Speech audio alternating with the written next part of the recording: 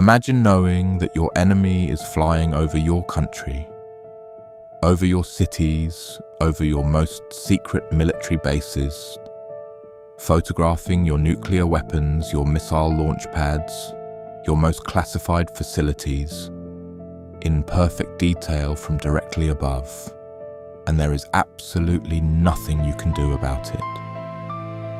That was the reality of the Soviet Union for nearly 4 years. An American aircraft was violating their airspace on a regular basis, and the most powerful military machine the communist world had ever built could not touch it. Their jets couldn't reach it. Their missiles couldn't hit it. Their radar operators watched it cross the entire country and had to sit on their hands in silence. And the most humiliating part? They couldn't even complain publicly, because admitting they were powerless would have been worse than the spying itself. This is the story of the U-2, the most audacious intelligence program in American history, and the man who flew it into the heart of the Soviet Union 28 times before the day everything went wrong. By the mid-1950s, the United States had a problem that kept President Eisenhower awake at night. The Soviet Union was developing nuclear weapons at a terrifying pace, and America had almost no reliable information about how far they had gotten. Khrushchev was making public speeches claiming that the USSR was producing missiles like sausages, and nobody in Washington knew if that was a bluff or the truth. The difference between those two answers was the difference between peace and the end of civilization as we knew it. Traditional espionage wasn't enough. The Soviets were extremely good at counterintelligence, and agents on the ground kept disappearing. Satellite technology didn't exist yet, and sending conventional aircraft over Soviet territory at low altitude was essentially a suicide mission. What America needed was something that could fly so high, so fast, and so far above the reach of anything the Soviets possessed that it was effectively invisible, not to radar, but to retaliation. What they built was a miracle of American engineering. The U-2 was capable of flying along the edge of the atmosphere at altitudes in excess of 70,000 feet, higher than any aircraft then in existence. To put that in perspective, commercial airliners today cruise at around 35,000 feet. The U-2 flew twice as high. Its cameras were so advanced that the CIA boasted they could take high-resolution pictures of headlines in Russian newspapers as the plane flew overhead. From the edge of space, America could read the fine print of Soviet secrets. The first flight over Moscow and Leningrad took place on July 4, 1956, Independence Day. Someone in the CIA had a sense of humor. Here is where the story becomes almost unbearable. If you were Soviet, that is, it was later revealed that the Soviets did pick up the flights on radar from the very beginning. But as long as there was no definitive proof connecting the flights to the United States, there was no advantage for the Soviets to raise the issue publicly, lest it draw attention to their inability to shoot the planes down. Think about what that means. Khrushchev knew. His generals knew. His radar operators watched every single flight in real time. And they said nothing, because saying something meant admitting to the entire world that the mighty Soviet military was helpless against a single unarmed American aircraft. For nearly 4 years, the USSR was powerless to stop them. Flying at more than 13 miles above the ground, the U-2 aircraft were unreachable by both Soviet jets and missiles. Interceptors were scrambled repeatedly. Pilots pushed their aircraft to the absolute limit of their performance envelopes, trying to reach the altitude where the U-2 cruised. As usual, they couldn't climb high enough to get near. The U-2 simply flew above everything the Soviets had, above their anger, above their pride, above their most desperate attempts to defend their own airspace. Meanwhile, the intelligence being gathered was transforming American strategic planning.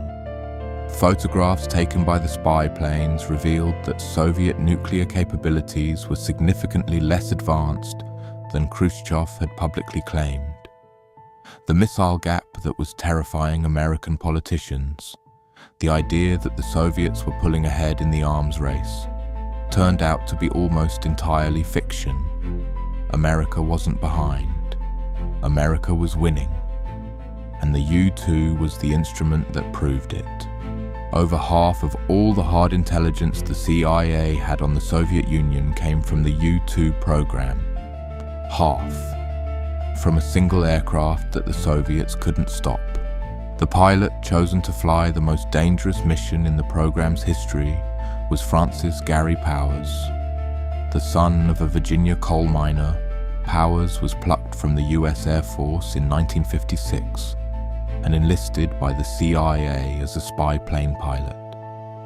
With some 600 hours of flight time under his belt, he was the most experienced flyer in the entire program. Powers knew exactly what he was getting into. In his pocket, he carried a silver dollar that concealed a needle dipped in poison. If captured and subjected to torture, he could take his own life. That was the deal. That was what the mission required. He accepted it without hesitation and flew 27 successful missions over Soviet territory before the morning of May 1st, 1960. In the cockpit, Powers awaited the specific order to launch. It came at 6:26 a.m., local time from the White House in Washington. The 9-hour, 3,800-mile mission would make a complete transit of the Soviet Union, from Peshawar, Pakistan to Bodø, Norway. It was the most ambitious overflight ever attempted, straight across the entire country, from one end to the other, photographing everything below.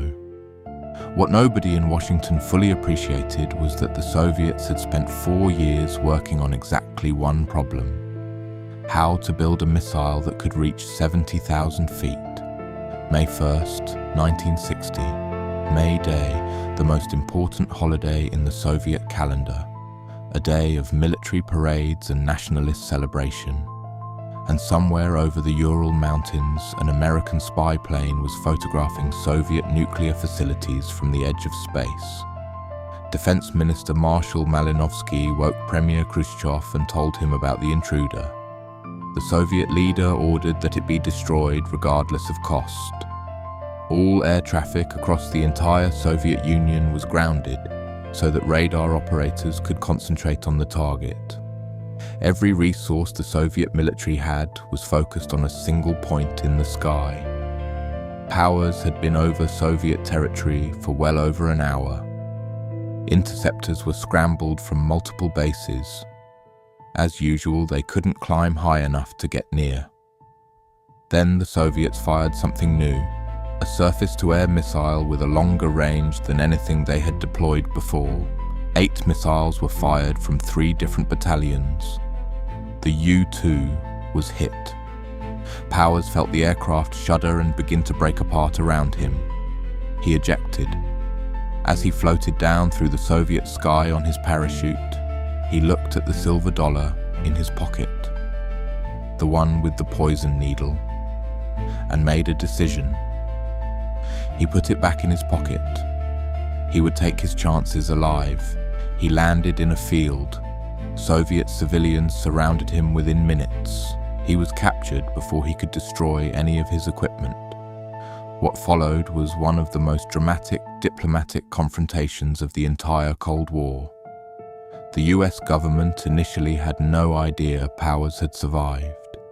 The CIA reassured the president that even if the plane had been shot down, self-destruct mechanisms would render any wreckage unrecognizable. So Washington issued a cover statement. A weather research plane had experienced a malfunction and strayed off course. Routine. Innocent. Nothing to see here. Khrushchev waited.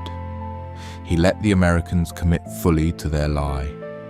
And then, with no small degree of pleasure, he pulled off one of the most dramatic moments of the Cold War, producing not only the mostly intact wreckage of the U-2, but also the captured pilot, very much alive.